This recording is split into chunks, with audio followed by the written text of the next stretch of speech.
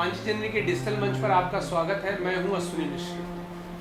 विभाजन की विभीषिका की इस कड़ी में हमारे साथ बीना मनचंदा जी हैं। हालांकि वो उस समय 2 वर्ष की थी, लेकिन उन्होंने अपने पिताजी से, अपने परिवार से बहुत सारी कहानियाँ सुनी हैं और वो जो कष्ट थे वो स्वयं भी झेले हैं। ऐसे बहुत सारे परिवार रहे जो उस समय भारत आए, उनके छोटे छोटे बच्चे थे, कोई 1 साल का था, कोई 2 साल का था, कोई 4 साल का था। असमय उनको उठा करके भागना पड़ा, कुछ पता नहीं था कहाँ जाना है, कहाँ आना है। बीना मनचंदा जी उन्हीं में से एक हैं। हम उन्हीं से जानेंगे कि वो उस छोटी सी अवस्था में कैसे यहाँ आई, पिताजी ने सबसे पहले कहाँ लाए और क्या क्या घटना घटित हुई, संघर्षपूर्ण जीवन कैसा रहा, हम जानते हैं। बहुत बहुत स्वागत है हमारे साथ जुड़ने लिया आपका। नमस्कार जी, मेरा नाम है बीना मनचंदा। मैं लाहौर के, मेरे परिवार जो हैं पिछले वो लाहौर के हैं। वो शालमी दरवाजे रहते थे। लाहौर में कहाँ घर था आपका? शालमी दरवाजे पे। कैसा घर था, पिताजी बताते होंगे? बहुत बड़ा घर था, वहाँ के शाह कहलाते थे। शाह कहलाते थे? हाँ जी। मटकों में उनका सोना चांदी सब था। गाय भैंस सब दहेज में देते थे पहले टाइम पे। तो बच्चों को सबको एक एक टांगा, मतलब पहले जो घोड़े देते थे सवारी बच्चों के लिए वो थे। फिर वहाँ से जब पाकिस्तान बना तो वो रास्ते में हुशियारपुर आए। जब मैं 1 साल की थी तो मेरे को दूध की व्यवस्था नहीं थी। उन्होंने दूध की बजाय रोटी मतलब कैसे कर के मेरे को खिलाई। तो यहाँ दिल्ली में आए तो फिर उन्होंने कोई व्यवस्था नहीं बनी तो मेरे भाई ने सब्जी रेडी लगाई। बाई चांस पहले दिन ही रेडी लगाई और उसके सारी गाय खा गई सारी सब्जी। तो वो भाई सुनाता है कि मेरे साथ इतनी घटना घटी, फिर भी मैंने हिम्मत नहीं हारी। किसी के यहाँ नौकरी करी 15 रुपये महीने में। तो जैसे तैसे परिवार पालने के लिए पिताजी ने भी हमारी हिम्मत नहीं हारी। उन्होंने छोटा मोटा काम करके अब हमारे बच्चों को पालना शुरू किया। फिर धीरे धीरे उन्होंने ठेकेदारी का काम किया जो गवर्नमेंट के साथ लग के यहाँ की। तो इस प्रकार उन्होंने बहुत कष्ट सहे हैं। जब मेरे पिताजी पाकिस्तान बना तो पिताजी हमारे साथ नहीं आए। उन्होंने कहा कि मैं इतना घर भरा पूरा छोड़ के मैं नहीं जा सकता तुम्हारे लोगों के साथ। उन्होंने मेरी माताजी को और हम चारों परिवार को उन्होंने गाड़ी चढ़ा दिया। उन्होंने कहा कि मैं बाद में अपना सामान थोड़ा सा सोना चांदी लेके फिर आऊँगा, आप चलो 2-4 दिन लग जाएंगे, कोई बात नहीं, फिर मैं तुम्हें भी ले आऊँगा और मैं अपना सामान ज़रा निगरानी कर लूँगा। जब यहाँ आए तो पीछे से पाकिस्तान बन गया, वो वापस नहीं जा सके और वो जिस ट्रेन में आए वो सारी कटी हुई गाड़ी में आए।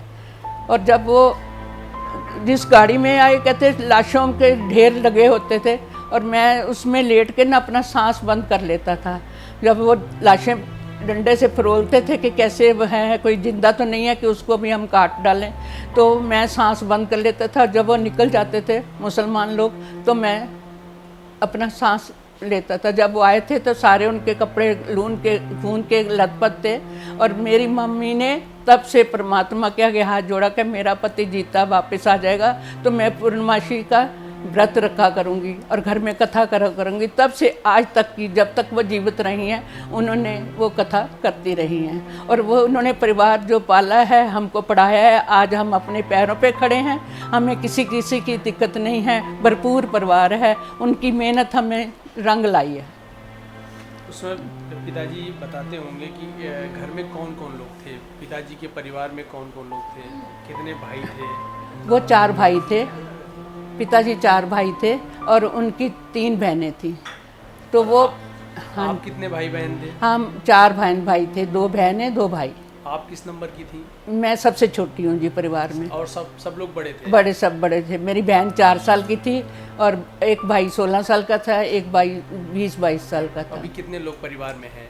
अभी तो सिर्फ हम 2 बहनें हैं। भाई दोनों ख़त्म हो गए, माता पिता ख़त्म हो गए, भाभियाँ दोनों ख़त्म हो गई, सिर्फ मैं और मेरी बहन है। आपसे बड़ी बहन है? मेरी 4 साल मेरे से बड़ी है। रहती हैं वो? पड़पड़गंज में रहती है। वो भी अपने अनुभव बताती होंगी कभी? हाँ, वो आपसे बहुत बड़ी थी तो वो हाँ, वो तो कहती है मैंने थोड़ा शोर सुना है कि वो अल्लाह अकबर चक्कर लगाते थे और आग की मशालें लेके गलियों में घूमते थे।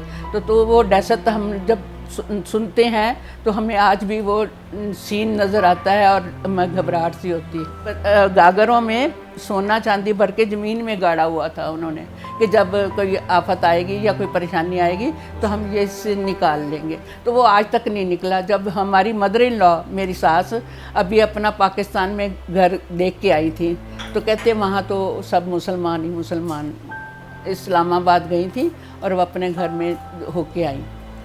तो कब गई थी? हो गए 10-15 के साल 20 साल। हाँ, वो के आई थी अपने घर। कहते सब मुसलमानों का वहाँ पर।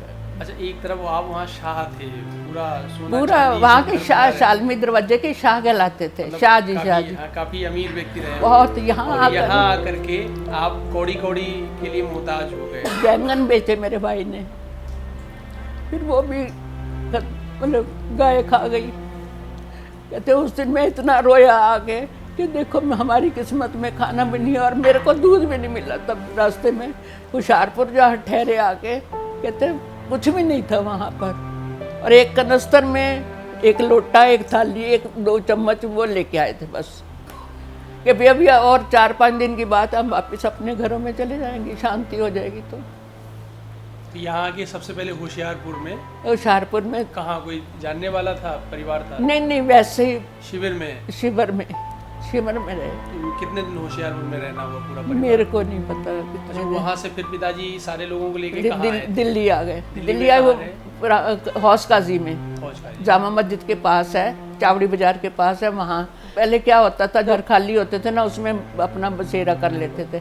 फिर अब सब भाई सब खत्म हो गए हैं तो कोई तो आपकी पढ़ाई लिखाई कैसे शुरू हुई, कैसे चीज़ें, क्योंकि बिगड़ा था सारा कुछ, एकदम से खाने को भोजन नहीं था, फिर कैसे पढ़ाई हुई आपकी? पिताजी ने कैसे पढ़ाया, कैसे मदद दी? पहले तो स्कूल में कितनी फीस नहीं होती थी, 2,500 फीस होती थी। गवर्नमेंट स्कूल में पढ़ी हुई हूँ।